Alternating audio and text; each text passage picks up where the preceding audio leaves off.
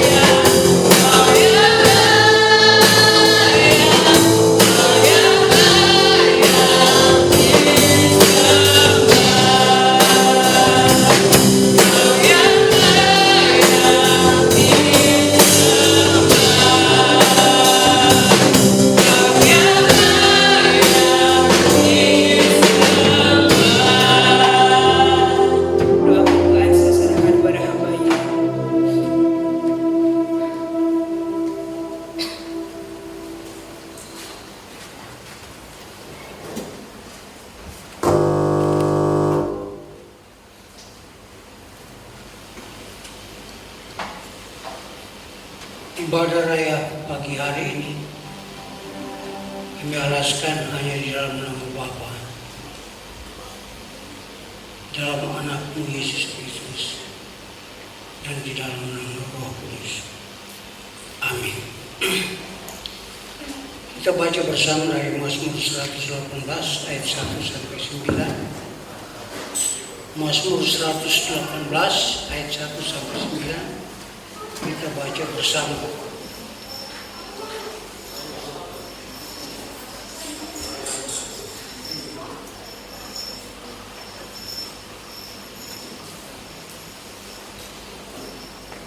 Satu, dua, tiga. Bersyukurlah kepada Tuhan sebab Ia baik. Bahwasanya untuk selama-lamanya kasih Dia. Biarlah saya berkata bahwasanya untuk selama-lamanya kasih Dia. Biarlah kamu berkata bahwasanya untuk selama-lamanya kasih Dia. Biarlah orang yang takut akan Tuhan bahwasanya untuk selama-lamanya kasih Dia. Dalam kesesakan aku telah berusaha kepada Tuhan. Tuhan tidak menjawab aku.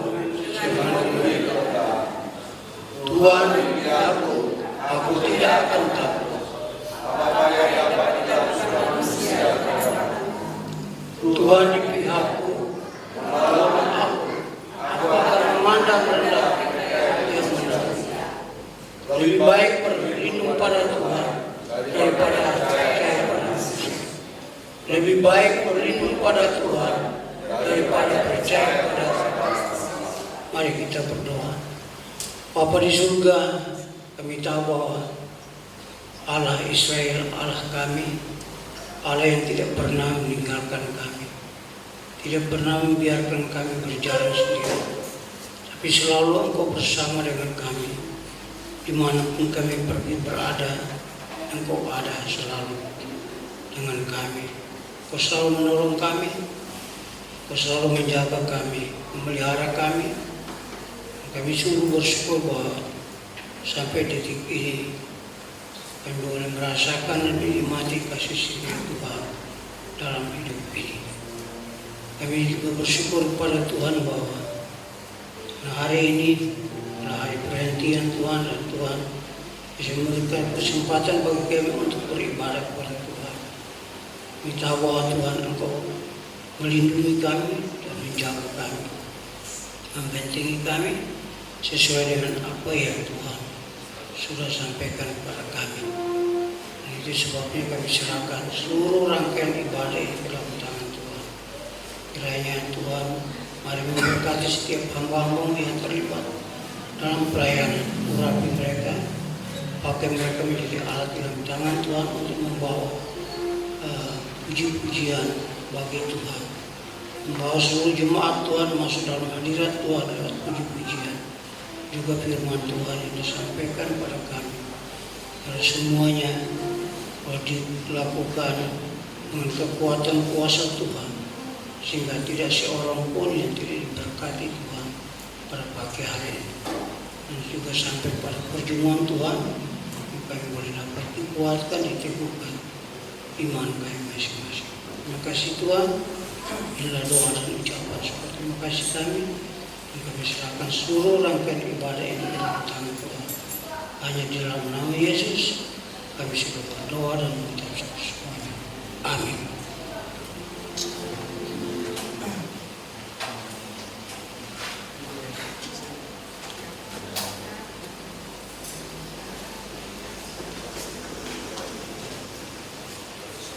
Baik, kita bisa berdiri. Shalom.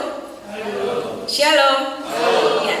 Saya percaya bahwa sukacita Allah melingkupi kita saat ini, karena kita adalah umat-umat ketebusan Allah. Kita adalah umat pilihan yang Allah boleh pilih sedari kita belum ada menjadi satu pribadi yang di hadapan Tuhan. Kami telah ditebus, kita angkat pujian dan segenap sukacita kita kepada Tuhan. Karena lebih sebeban saudara pada saat ini, bawa seluruh sukacita kepada Tuhan dan segenap ucapan syukur kita naikkan pujian. Bagi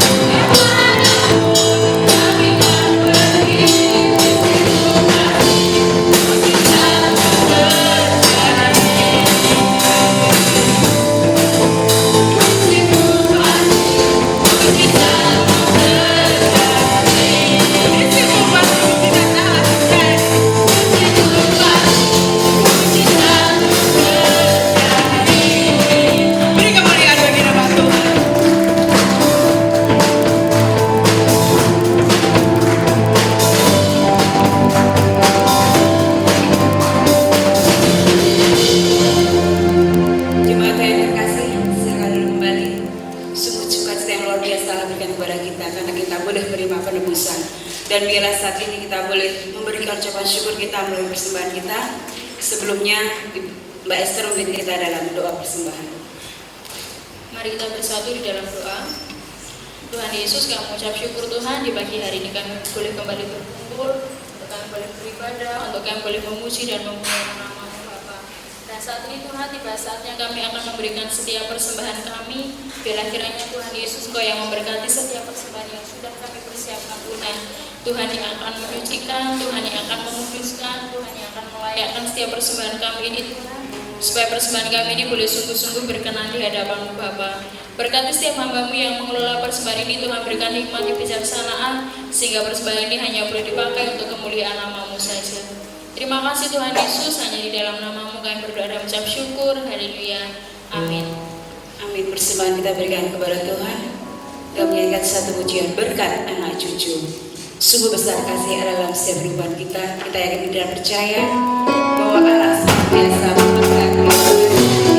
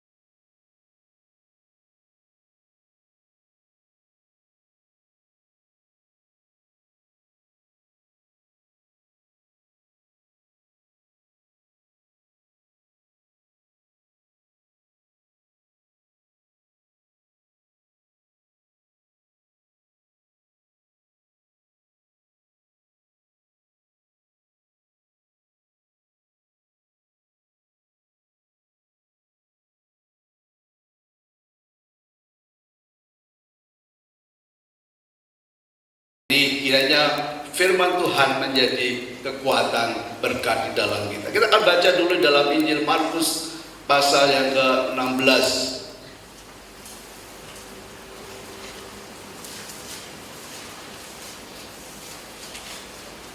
Ayat 1 sampai dengan 7, demikian firman Tuhan. Setelah lewat hari Sabat, Maria Magdalena dan Maria ibu Yakobus serta Salome membeli rempah-rempah untuk pergi ke kubur dan meminyaki Yesus. Dan pagi-pagi benar pada hari pertama minggu itu setelah matahari terbit, pergilah mereka ke kubur. Mereka berkata seorang kepada yang lain, "Siapa yang akan menggulingkan batu itu bagi kita dari pintu kubur?" Tetapi ketika mereka melihat dari dekat, tampaklah batu yang memang sangat besar itu sudah terguling. Lalu mereka masuk ke dalam kubur dan mereka melihat seorang muda yang memakai jubah putih duduk di sebelah kanan. Mereka pun sangat terkejut. Tetapi orang muda itu berkata kepada mereka, "Jangan takut, kamu mencari Yesus orang Nazaret. Yesus disalibkan itu, ia telah bangkit. Ia tidak ada di sini. Lihat, inilah tempat mereka membaringkan dia. Tapi sekarang pergilah, katakanlah kepada murid-muridnya dan kepada Petrus, ia mendahului kamu ke Galilea. Di sana kamu akan melihat dia seperti yang sudah dikatakannya kepada kamu." Berbagailah kita yang sudah membaca firman Tuhan hari ini, merenungkan dan melakukan firman-Nya. Bapak Ibu Saudara, batu itu sudah terguling. Sebelum kita membahas batu yang menutupi kubur Yesus itu, kita akan melihat dulu siapa perempuan-perempuan ini. Di situ dikatakan ada Maria Magdalena, ada Maria ibu Yakobus dan Salome. Yang pertama dikatakan di sini Maria Magdalena. Siapa Maria Magdalena?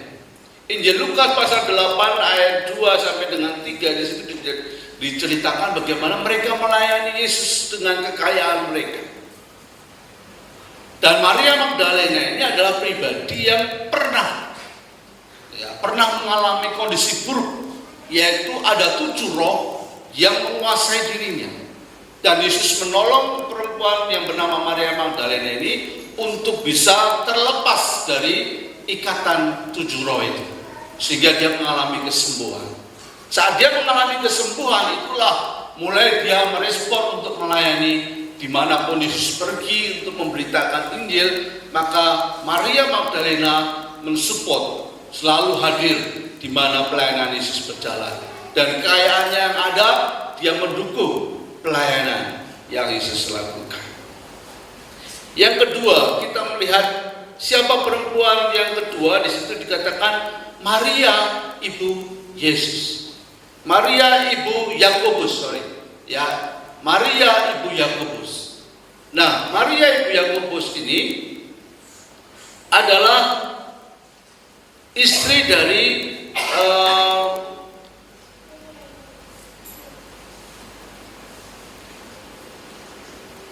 dikatakan di sini bahwa istri daripada Alfius, di mana Tuhan memanggil Yakobus anak Alfius pada saat memulai pelayanan. Dan Maria ibu Yakobus ini adalah di mana dia juga melayani bersama dengan perempuan-perempuan lain. Dan yang berikutnya adalah Salome. Salome adalah ibu daripada Yakobus dan Yohanes, atau bisa dikatakan ibu Zebedeus. Karena Salome adalah orang yang datang pada Yesus untuk minta kepada Tuhan, kalau seandainya Tuhan menjadi raja, maka salah satu atau dua-duanya, yaitu Yakobus dan Yohanes itu menjadi orang kepercayaan Tuhan, atau menjadi perdana menteri, atau menjadi orang yang penting lah di dalam pemerintahan Yesus. Itu keinginan seorang ibu untuk kedua anaknya. Ya, dan juga pada saat Yesus disalib, Tuhan mengatakan, "Ibu, inilah anakmu, inilah ibumu." Itu ditujukan kepada Ibu Salome, kepada Yohanes, murid yang dikasihi Tuhan. Ya, Bapak Ibu Saudara, Salome ini atau Yakobus dan Yohanes kan anak-anak dari Salome dan atau Ibu Zebedius ini, mereka mendidik dalam pengenalan akan Tuhan, sehingga kita lihat bagaimana Yakobus adalah pribadi murid yang pertama kali menjadi martir di dalam kisah para rasul, dan juga Yohanes adalah murid yang paling lama hidup ya saat dia menerima pewahyuan dari Tuhan tentang kedatangan dia yang kedua kali. Nah, Bapak Ibu Saudara dikasih Tuhan, kita melihat bahwa perempuan-perempuan ini dikatakan di dalam Markus ini bahwa mereka bertiga sudah membeli rempah-rempah, membeli beberapa minyak untuk pergi ke kubur Yesus dengan harapan mereka mau melayani Yesus dengan meminyaki kubur Yesus. Tapi mereka diperhadapkan oleh masalah. Masalahnya apa? Mereka adalah perempuan-perempuan. Perempuan-perempuan yang tidak ada kekuatan. Tadi dikatakan, siapa yang akan menolong kita menggulingkan batu yang besar itu? Siapa yang akan menolong? Kita tidak ada laki-laki, kita hanya 3 perempuan. Tidak akan mampu kita akan menggulingkan batu itu.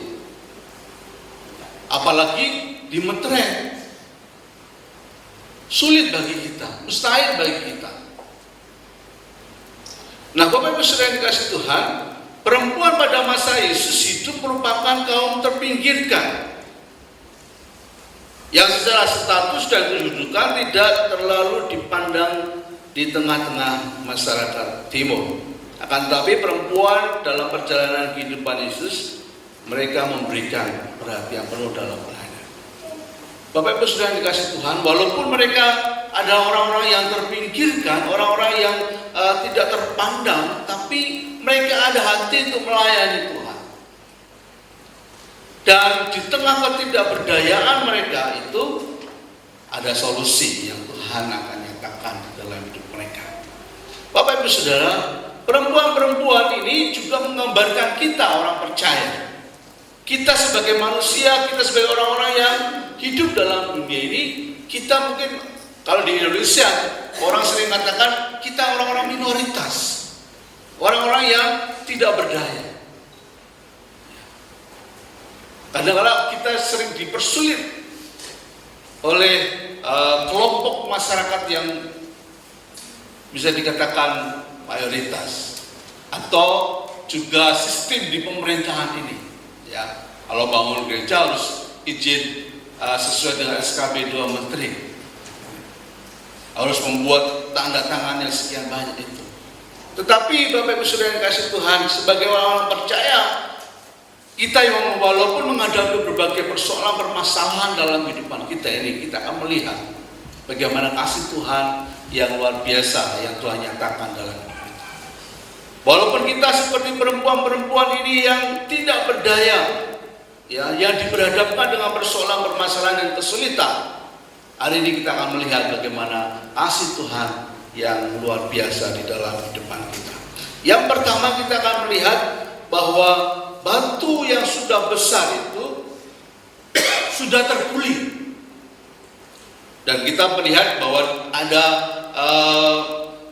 malaikat di situ yang menggulingkan batu itu dan menguatkan mereka supaya mereka pergi kepada Petrus dan menyuruh mereka memberitahukan kepada murid yang lain supaya mereka kembali ke Galilea. Bapak Ibu Saudara, pertama kita akan melihat bagaimana batu itu menggambarkan apa. Yang pertama adalah batu itu menggambarkan segala sesuatu yang menghambat kita untuk berjumpa dengan Yesus yang hidup. Perempuan-perempuan itu merasa datang pada kubur Yesus dengan membawa perlengkapan yang ada sesuatu yang menghambat mereka. Di tengah perjalanan menuju ke tempat kubur Yesus itu, mereka merasa ketidakberdayaan mereka. Ada sesuatu yang menghambat, yaitu batu itu. Dan batu itu harus terguling dulu sehingga pintu kubur Yesus itu terbuka, dan baru mereka bisa masuk ke dalam kubur itu. Yang menjadi persoalan tadi dikatakan bahwa siapa yang akan menggulingkan batu itu? Siapa yang akan menolong kita untuk bisa mendorong batu itu supaya bisa terguling, sehingga kita bisa masuk ke dalam kubur itu? Nah, ini sesuatu yang menghambat bagi kehidupan kita sebagai orang percaya, ya, itu Tuhan sudah gulingkan karena Dia sudah bangkit. Ya. Bahkan meterai yang ada itu pun sudah terlepas, sehingga pada saat mereka dekat dengan kubur itu, kita lihat bahwa batunya sudah terguling. Siapa yang menggulingkannya? Malaikat Tuhan itu mengatakan, Tuhan sudah bangkit. Kasih tahu kepada Petrus dan teman-teman yang lain. Bapak Ibu Saudara yang dikasih Tuhan, apa yang menjadi hambatan kita untuk datang kepada Tuhan? COVID-19 menghambat kita untuk beribadah kepada Tuhan. Apakah mungkin ekonomi menghambat kita untuk kita datang kepada Tuhan? Atau kita kena PHK sehingga itu membuat kita terhambat untuk datang kepada Tuhan? Atau mungkin persoalan-persoalan yang lain yang membuat kadang-kala kita sebagai manusia ini tidak berdaya.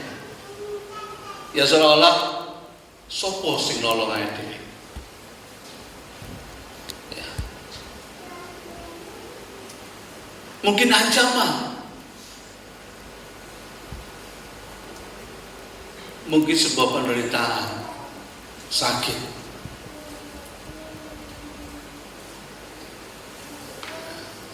Jadi Bapak Ibu Saudara yang dikasih Tuhan, batu itu sudah terguling, kubur Yesus sudah kosong, Yesus sudah bangkit. Tidak ada lagi yang menghalangi, tidak ada lagi yang menghambat kita untuk berjumpa dengan Tuhan. Dia sudah bangkit. Jadi Bapak Ibu Saudara, sebagai orang percaya, mari kita berserah penuh kepada Tuhan. Dan kita tak percaya pada Tuhan bahwa semua yang menjadi hambatan kita itu, kita percaya bahwa Tuhan mampu menolong. Tuhan mampu melepaskan semuanya itu. Ibrani 4 ayat 16 dikatakan, sebab itu marilah kita dengan penuh keberanian menghampiri tata kasih karunia, supaya kita menerima rahmat, menemukan kasih karunia untuk mendapat pertolongan kita pada waktunya. Nah, Bapak Ibu Saudara yang dikasih Tuhan, terkadang juga dosa menghambat kita untuk datang pada Tuhan. Ya. Ibaratnya kalau itu sebuah selang aliran air, itu ada sesuatu yang menghambat untuk datangnya berkat Tuhan itu, maka itu harus dilepaskan. Oleh karena itu Bapak Saudara, sebagai orang percaya hari ini, mari kita serahkan hidup kita kepada Tuhan. Masalah kita serahkan kepada Tuhan. Perempuan-perempuan tadi mengatakan, siapa yang akan menolong kita? Hari ini kita belajar bahwa Tuhan pasti menolong kita. Tuhan pasti akan menggulingkan batu persoalan permasalahan yang ada di depan kita. Jadi kita tidak usah khawatir, tidak usah takut, tidak usah bimbang, tidak usah ragu. Mari kita percaya bahwa Tuhan kita akan menolong, menyertai dan memberkati kita. Yang kedua, kita akan melihat batu itu menggambarkan apa? Segala sesuatu yang mustahil yang selama ini menghantui hidup kita. Perempuan-perempuan berpikir dalam perjalanan sebelum sampai di tempat itu, ini kita akan kesulitan. Ada meterai, ada gembok yang nanti kalau kita paksakan untuk buka, kita akan dimarahi oleh penjaga makam itu, kalau bisa mungkin kita malah ditangkap oleh mereka, dipenjara. Jadi ini mustahil bagi kita. Mungkin perempuan satu dan yang lain ngobrol-ngobrol seperti itu. Susah, tidak mungkin. Mustahil kita bisa masuk itu. Kita perempuan-perempuan lemah, dorong saja tidak bisa, apalagi melepaskan segel, betray dari pemerintahan Romawi. Mustahil.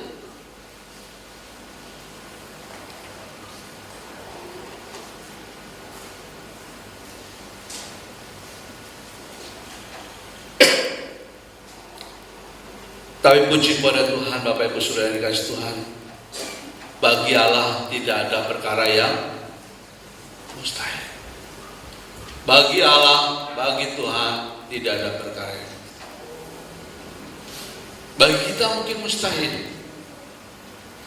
tapi bagi Tuhan tidak ada perkara yang mustahil. Tembok Yeriko yang begitu kuat, yang begitu kokoh, yang besar, bangsa Israel harus masuk, satu-satunya jalan harus melalui itu.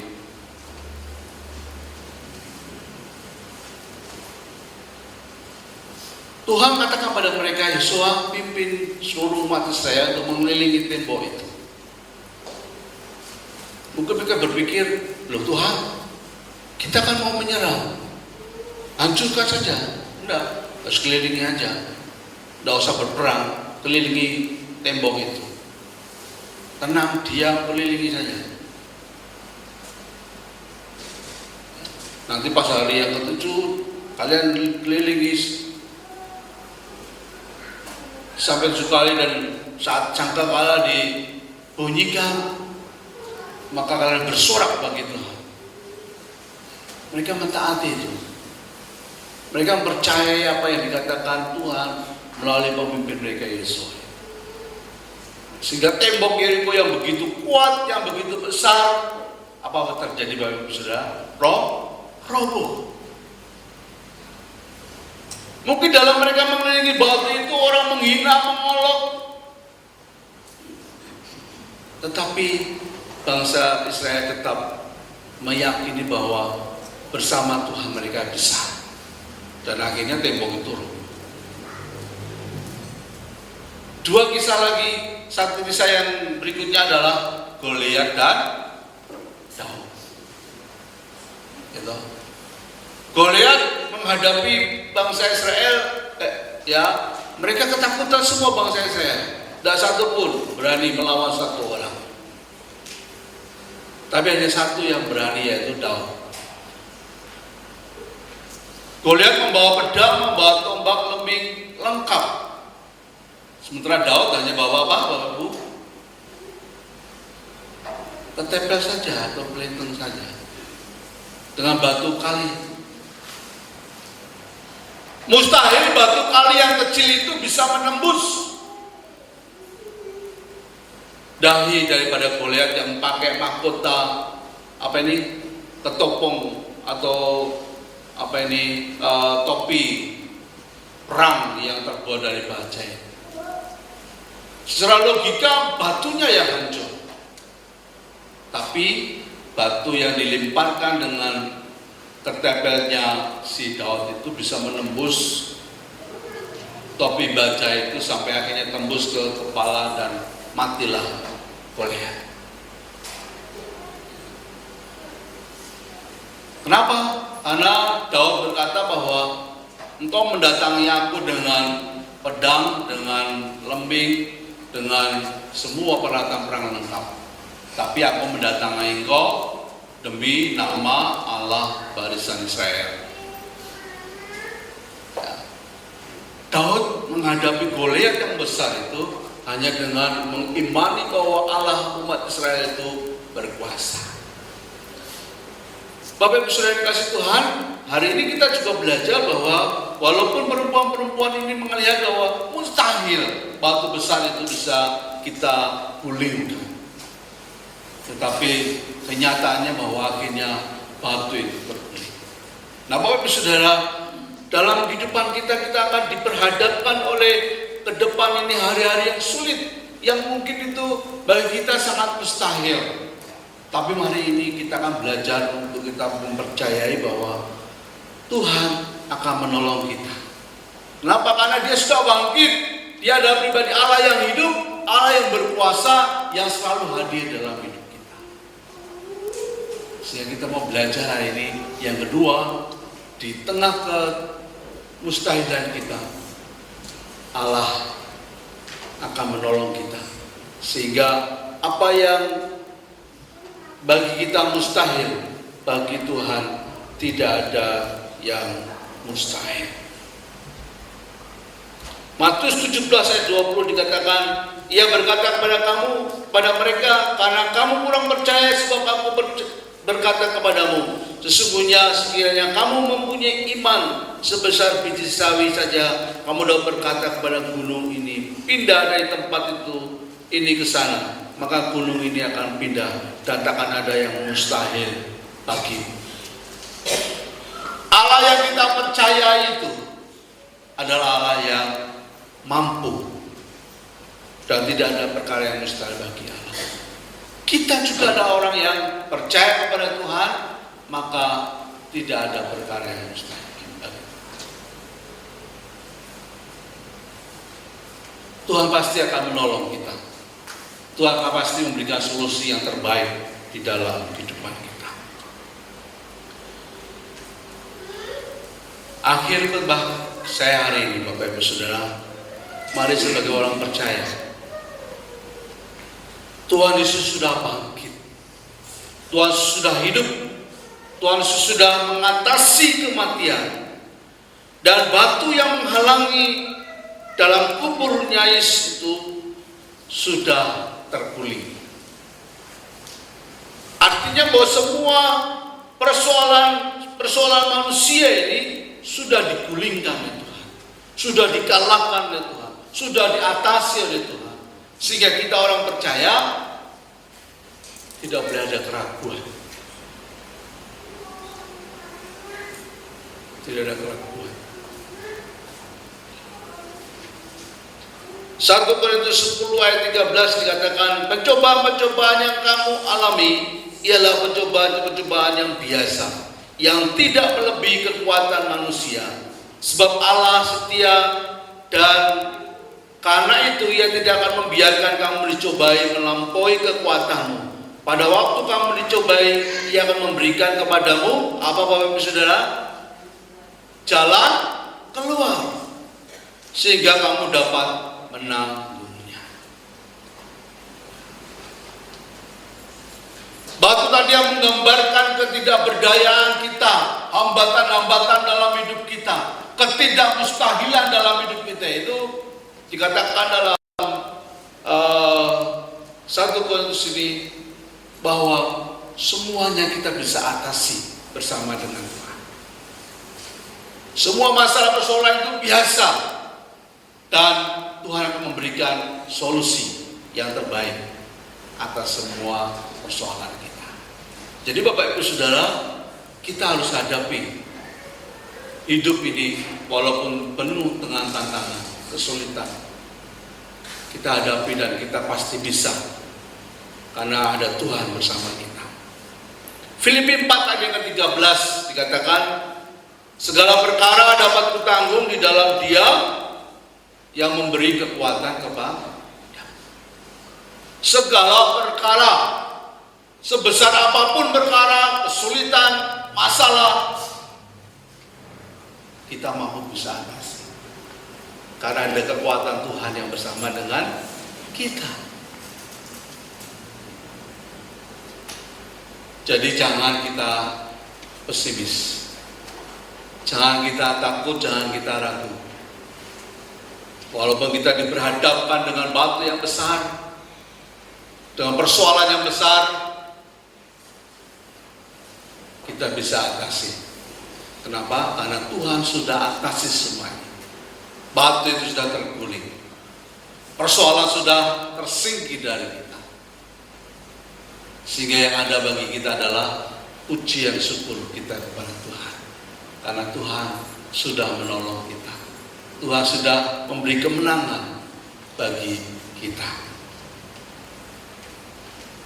Kita berdoa, bersyukur pada Tuhan hari ini bahwa batu itu sudah terguling. Semua yang menjadi tantangan kita di hari-hari ke depan ini, Dia pasti akan menggulingkannya. Dia pasti akan menolong kita dan kita pasti bisa menghadapi semuanya. Bapak, kami bersyukur untuk firman Tuhan hari ini. Kami percaya bahwa firman-Mu hari ini Tuhan meneguhkan kami. Kami belajar seperti perempuan-perempuan ini bahwa walaupun mereka mengalami ketidakberdayaan, saat batu itu menghambat mereka untuk bisa masuk, saat batu itu menjadi sesuatu yang mustahil bagi mereka, tetapi Engkau telah menggulingkannya. Dan hari ini Tuhan, mungkin dalam kehidupan kami diperhadapkan oleh situasi-situasi yang mungkin itu menjadi penghambat bagi kami, yang itu juga mungkin menjadi sesuatu yang mustahil kami bisa atasi. Tapi hari ini Tuhan firman meneguhkan kami bahwa semua yang menghambat, semua yang menjadi sesuatu yang mustahil bagi kehidupan kami itu, kami akan atasi, kami akan hadapi, dan pasti Engkau akan menggulingkannya, karena Engkau lah yang menjadi kekuatan, Engkau lah yang menjadi pribadi yang selalu menyertai, menolong dalam setiap kehidupan kami. Terima kasih Bapa, kami ucap syukur untuk firman-Mu hari ini. Di dalam nama Tuhan Yesus, firman yang hidup, kami berdoa dan bersyukur. Amin.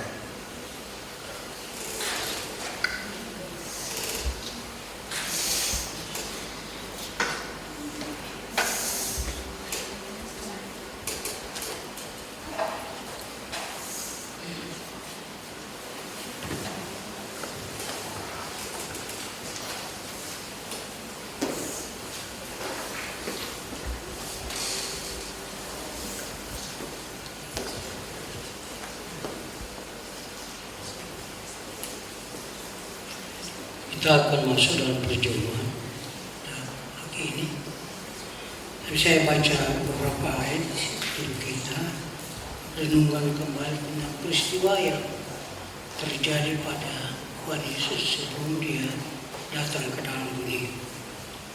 Yesaya 53 ayat 1. Siapakah yang percaya padaku, pada berita yang kami dengar, dan kepada siapakah tangan kekuatan Tuhan dinyatakan? Sebagai taruh ia tumbuh di hadapan Tuhan, dan sebagai tunas dari tanah kering ia tidak tampan, dan semaraknya pun tidak ada, sehingga kita memandang Dia, dan rupa pun tidak, sehingga kita menginginkannya. Ia dihina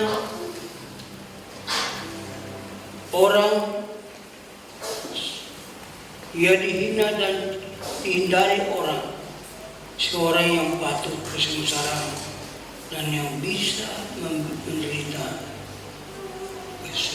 kesakitan.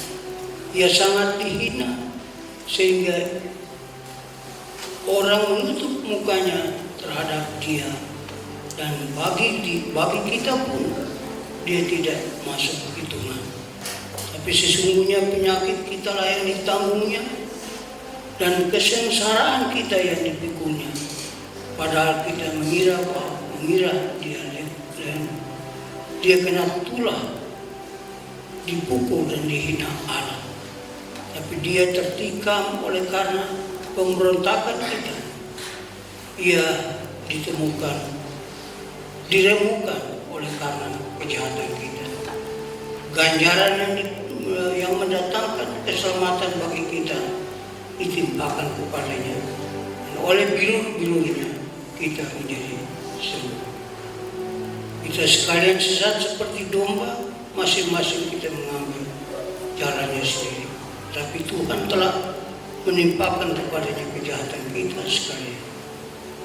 Dia dianiaya tetapi dia membiarkan diri ditindas dan tidak membuka mulutnya seperti anak domba yang dibawa ke bangku kematian, seperti induk domba yang keluh di depan orang-orang yang menggunting bulunya. Ia tidak membuka mulutnya. Bapak, Ibu, dan saudara-saudara yang Tuhan kasih, inilah nubuatan tentang Yesus yang datang dalam dunia, dan di mana dia datang untuk menyelamatkan manusia dari kejahatan. Dia datang dengan hati yang betul-betul mengasihi manusia, tapi manusia justru menganggap dia bahwa dia adalah orang yang paling jahat, sehingga ia harus ditindas, diludahi,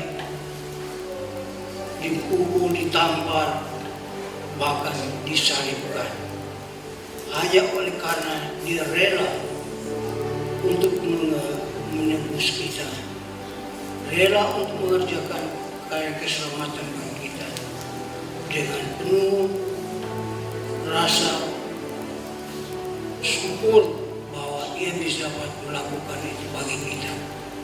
Tidak ada seorang pun manusia yang bisa dapat melakukannya, hanya dia saja bisa. Hanya dia yang bisa dapat menyelamatkan manusia melalui penderitaannya. Dan sekali lagi saya katakan bahwa manusia tidak dapat melakukan itu dalam kehidupannya. Itu sebabnya mari kita duduk dan merenungkan tentang kebaikan Tuhan, kasih Tuhan yang begitu luar biasa bagi kita. Kita seharusnya mati karena pelanggaran kita. Kita harus disalibkan karena kita memberontak terhadap Dia. Tapi Dia tidak memperhitungkan itu di dalam hidupnya. Dia harus rela datang ke dalam dunia, rela memberikan nyawanya bagi kita, agar supaya kita diselamatkan, agar supaya kita dihidupkan kembali dengan karya keselamatan atau dengan kematian yang dilakukan bagi kita. Itu sebabnya kita sangat berterima kasih kepada Dia atas pengorbanannya bagi kita, sehingga mari kita sungguh-sungguh menghargai pengorbanan yang Tuhan berikan bagi kita, keselamatan yang Tuhan berikan bagi kita sebagai satu anugerah Tuhan yang cuma-cuma diberikan pada kita, dan kita harus menerima dengan hati yang sukacita, menerima dengan sukacita bahwa Ia sangat baik bagi kita. Ia tidak melihat kelemahan kekurangan kita, tapi Ia sungguh-sungguh mengerti kehidupan kita, mengerti keadaan kita, mengerti bahwa kita manusia tidak mungkin dapat melakukan itu. Kita manusia tidak mungkin dapat mengerjakan itu. Dia mengerti itu. Itu sebabnya Dia yang harus datang ke dalam dunia, Dia yang harus turun ke dalam dunia untuk menggantikan kita mati di bukit Kalvari. Dia menggantikan kita untuk hidup menderita, diludahi, ditindas, ditampar, diolok, dan dibawa menuju bukit Kalvari. Di sana dia disalibkan. Dia boleh menggantikan kita, memberikan nyawanya bagi kita, dan menggantikan kita di atas bukit Kalvari, disalibkan oleh karena Dia mengasihi kita. Dan kita bersyukur hari ini kita bisa merasakan dalam kehidupan kita sebagai orang yang sungguh-sungguh berkorban bagi kita. Makanya kita akan masuk dalam perjamuan Tuhan, kita ingat akan Tuhan dalam hidup kita. Mengapa Dia mati untuk saya? Mengapa Dia harus menderita untuk saya? Dan kita harus duduk renungkan sehingga kita bisa dapat menikmati atau kita bisa dapat menghayati pengorbanannya itu bagi diri kita. Maka kita katakan, Tuhan terima kasih. Seharusnya saya mati, tapi Engkau menggantikan saya. Terima kasih Tuhan atas kebaikan, kasih setiamu bagi saya. Mari kita mempersiapkan diri kita untuk masuk di dalam perjamuan pada saat bagi tugas bersama dengan saya untuk menjalankan perjamuan Tuhan. Saya silakan untuk datang dan kita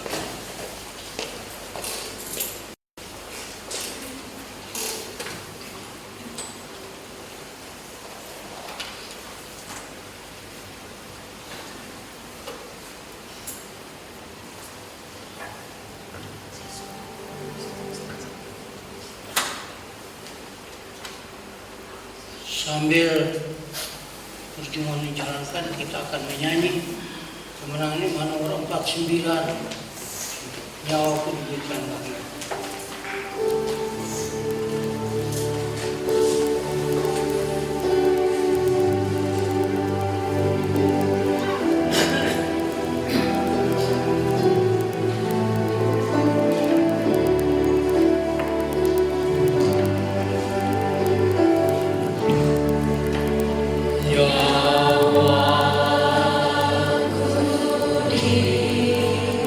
Berikan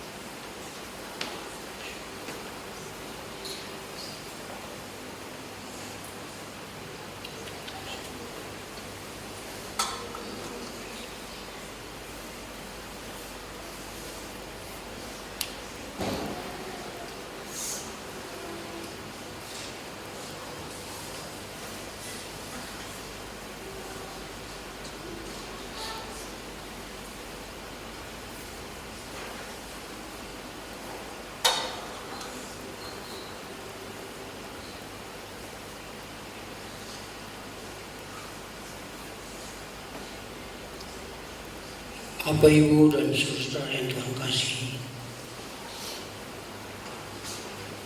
roti dan anggur telah kita terima.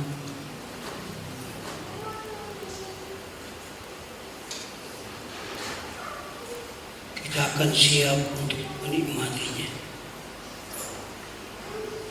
Selalu saya katakan bahwa roti buatan tangan manusia, anggur pun juga demikian. Tapi kita perlu dengan iman dan keyakinan bahwa tubuh Kristus dan darah Yesus ada di dalam kedua benda yang kita, benda padat, benda cair, adalah roti dan anggur ini. Dia ada di dalamnya, tubuhnya, darahnya ada di dalam roti dan anggur. Kalau kita makan dan minum dengan satu keyakinan bahwa tubuhnya yang telah diserahkan, yang telah disalibkan oleh karena pelanggaran kita, yang pada waktu malam terakhir atau persiapan untuk menghadapi kematian, dia panggil murid-muridnya dan dalam satu perjamuan dia katakan bahwa inilah tubuhku, ambillah dan makanlah, dan inilah darahku, ambillah dan minumlah.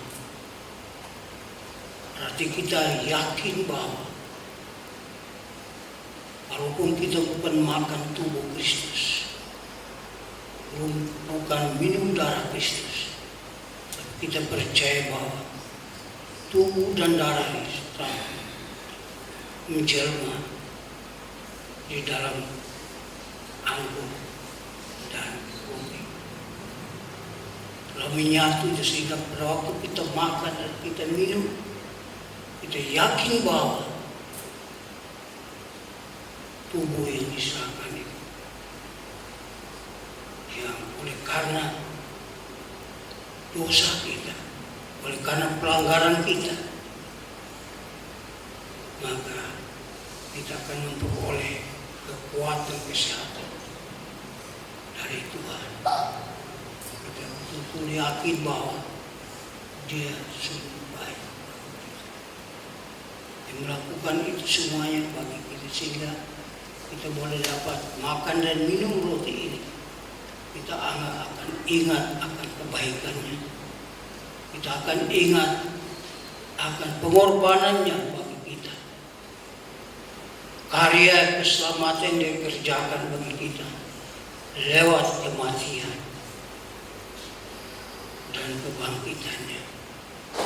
Itu sebabnya mari kita mengangkat roti dan katakan kepada Tuhan, Tuhan, inilah tubuhmu yang kami sedang pegang. Kami mau siap untuk makan. Kiranya Tuhan, Engkau ampuni segala dosa, kesalahan kami, yang sengaja atau tidak sengaja dalam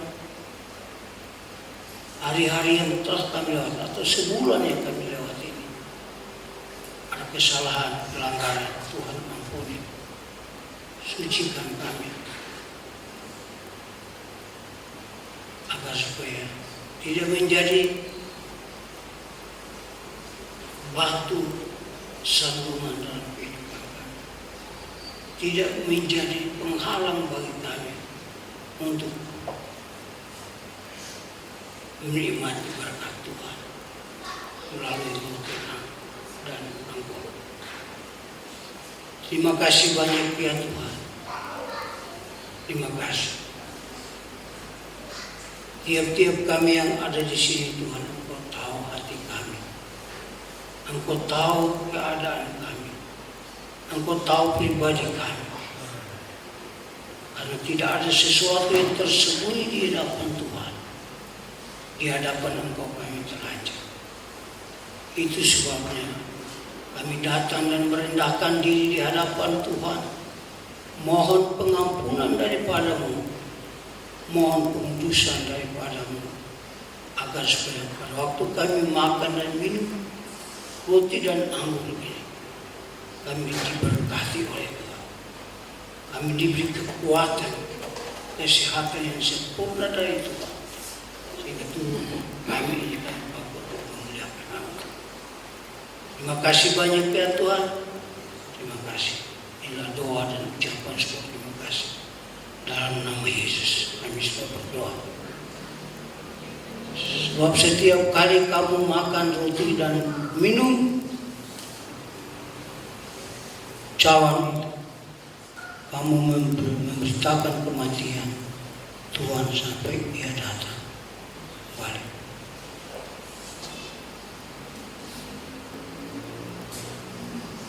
Sesudah itu, ia mengucap syukur atasnya, ia memecah-mecahkannya dan berkata, inilah tubuhku yang diserahkan bagi kamu.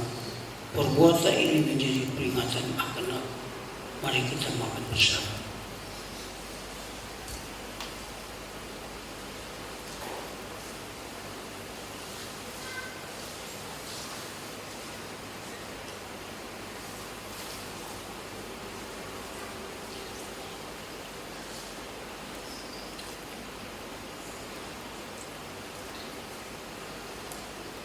Demikian juga ia mengambil cawan sesudah makan. Lalu berkatalah, cawan ini adalah perjanjian baru yang dimeteraikan oleh darahku. Perbuatlah ini setiap kali kamu meminumnya, menjadi peringatan akan aku. Mari kita minum bersama.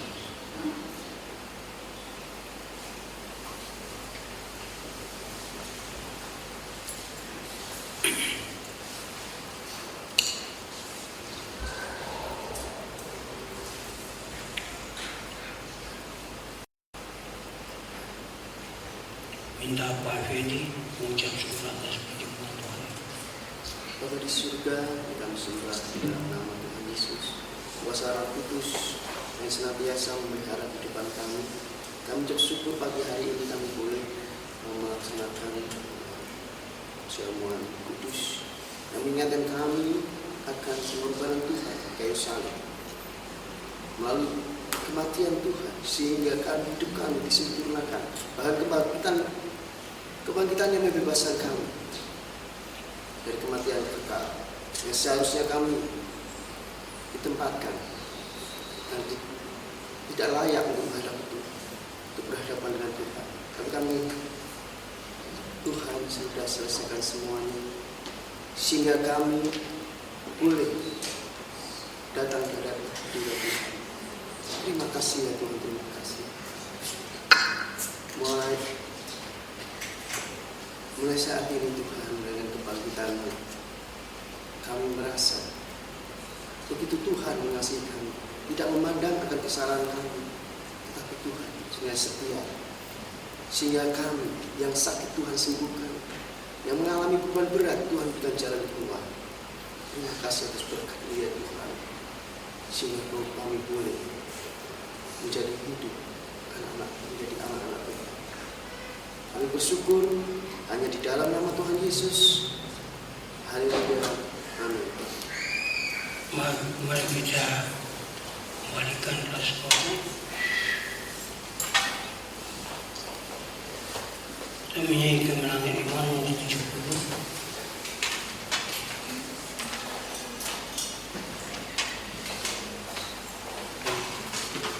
Kita sambung nomor 4, kemenangan iman nomor 49 ayat 3 dan 4.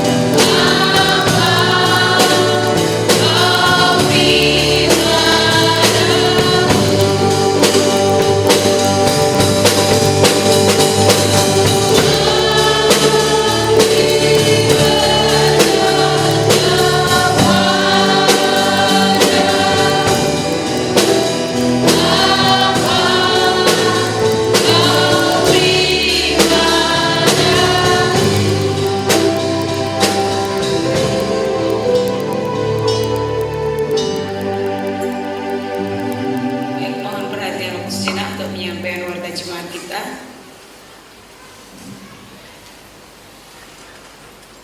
Untuk jadwal pelayanan kita untuk persekutuan kebaktian rumah tangga pada hari Selasa 5 Mei akan disampaikan melalui WA jemaat jam 6:30 malam. Kita akan bersama-sama beribadah di rumah kita masing-masing. Selanjutnya untuk hari Kamis, kaum wanita jam 6:30 malam juga akan disampaikan di grup kaum wanita.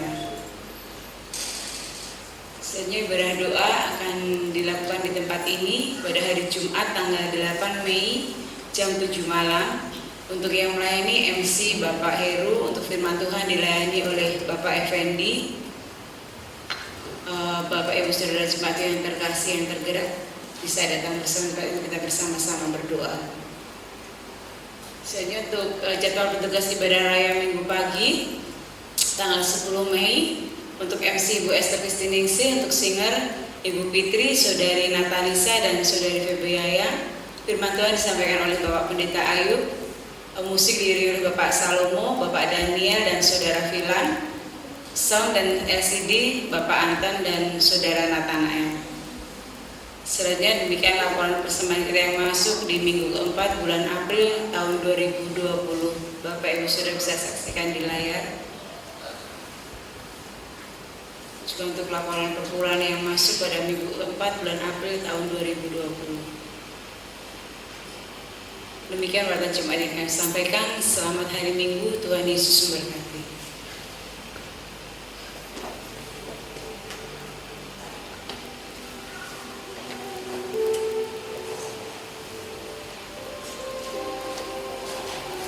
Perlu saya tambahkan sedikit pengumuman bahwa ada memang walaupun orang tuanya tidak ikut gereja di sini, tapi ada anaknya yang memang ikut sekolah minggu di sini. Biasanya diantar atau dijemput, tapi karena mereka yang lulus sekolah minggu ya tiap minggu antar ke sini, ya juga karena tidak ikut gereja jadi memang susah. Dan sementara ibunya sakit dan mereka minta bantuan, jadi saya dapat SMS dari dia dan sekolah minggu.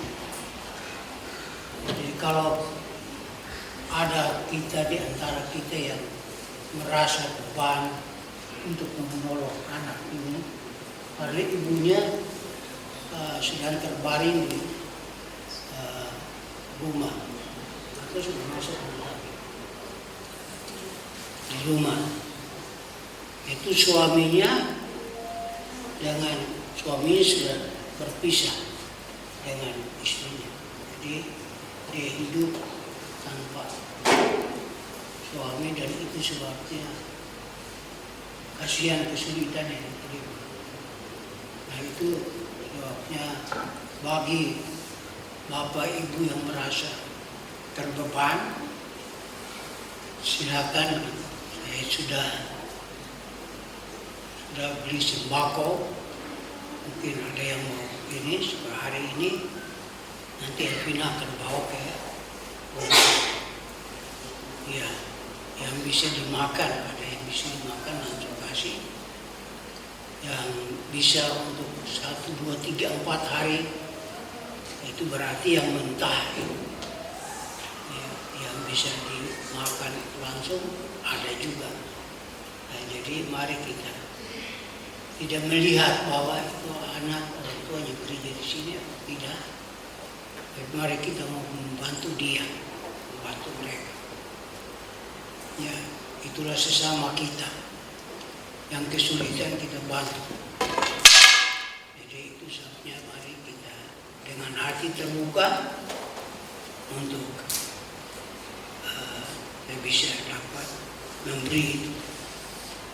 Jadi kalau ada yang hari ini memang tidak bisa, minggu depan siap untuk dilakukan juga. Jadi masih ada terbuka untuk kita memberi bantuan kepada anak. Saya juga tidak tahu rumahnya yang di mana. Itu guru-guru sekolah minggu yang lebih mengerti. Jadi nanti ada beberapa yang sudah sekumpul dengan ini saya.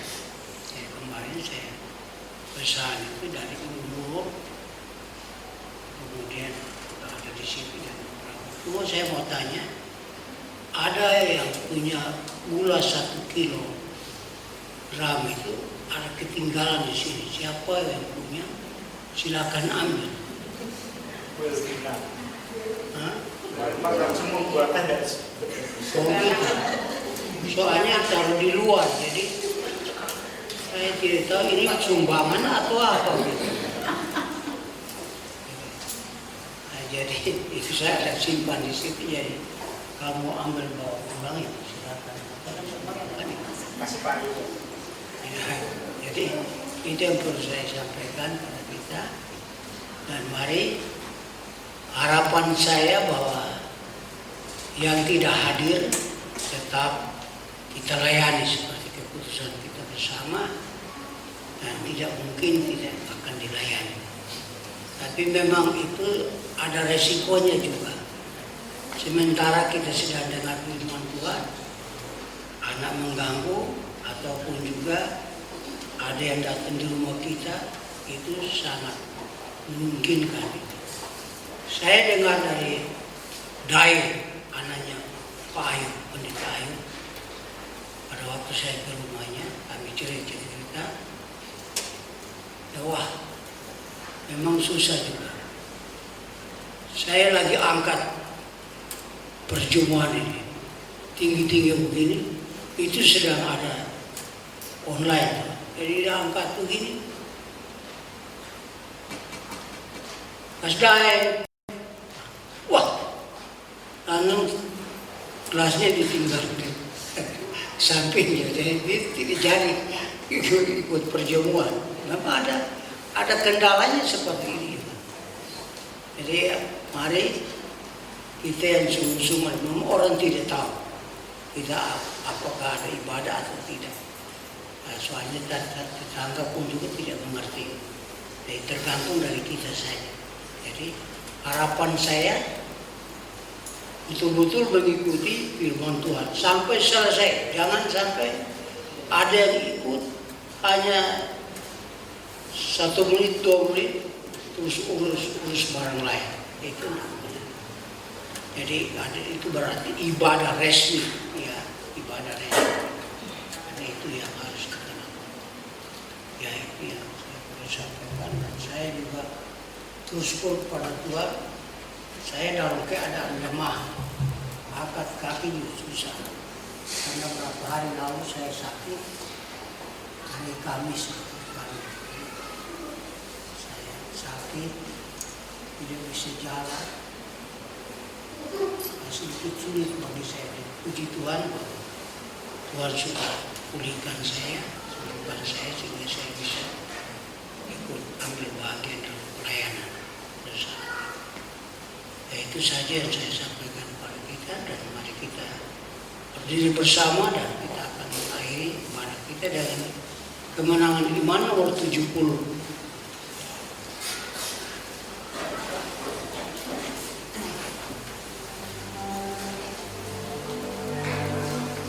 Aku kasih di kau tiada banding.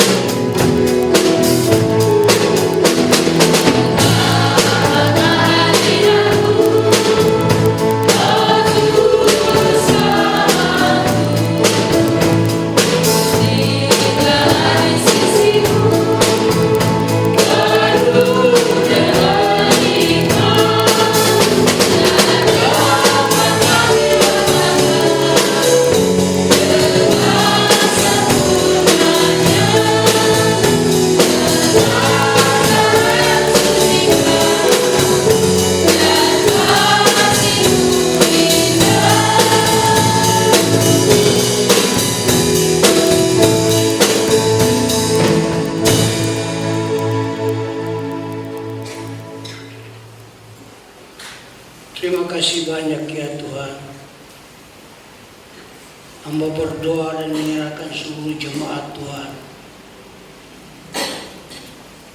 baik yang hadir dan yang tidak hadir. Kami percaya bahwa Tuhan bersama dengan kami semua.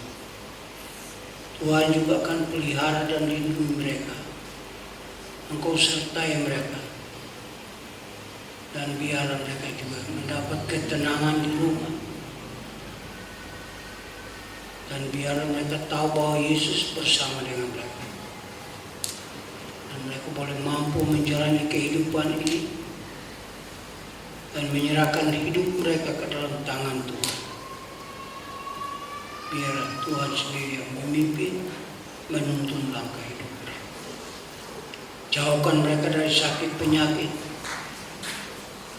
Dan kami juga berdoa supaya penyakit yang menakutkan atau virus yang menakutkan ini juga tidak akan menyentuh kehidupan mereka.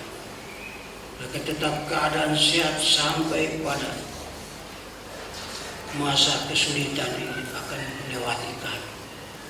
Ada prediksi orang bahwa bulan Juni itu sudah berakhir. Tapi kami mohon kiranya Tuhan, tolong akan kami. Jangan Engkau biarkan kami ya Bapa, karena banyak orang sedang berada di dalam kesulitan. Mereka di PHK karena tidak ada yang bisa dapat menjamin mereka.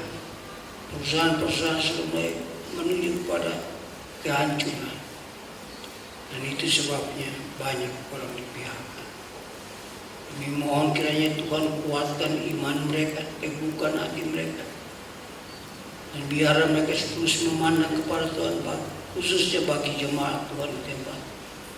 Jika dalam pekerjaan mereka ada yang sudah mulai tidak bisa dapat melakukannya, Tuhan mari tolong kuatkan iman mereka, teguhkan hati mereka, percaya bahwa Tuhan akan bersama dengan mereka.